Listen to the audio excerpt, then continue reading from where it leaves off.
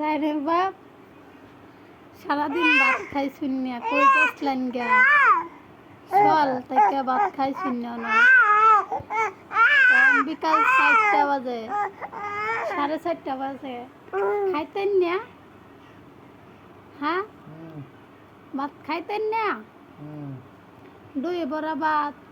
তরকারি উদয় রানবো না তাহলে কাল থেকে খাইতেন না যুন তাহলে আমি রান্না কি করবো কাল থেকে আর রান্না করবো না 2টা বাজে ঘুমান সকাল না ওইটা হাইরা 1টা বাজে উঠেন সারাদিন হজাক থাকেন অর্ধেক রাত পর্যন্ত হজাক থাকেন সকাল দুপুরে খালি দুলা ভাত খাইছেন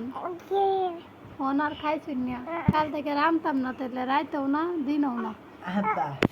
এইভাবেই চলবো দিন।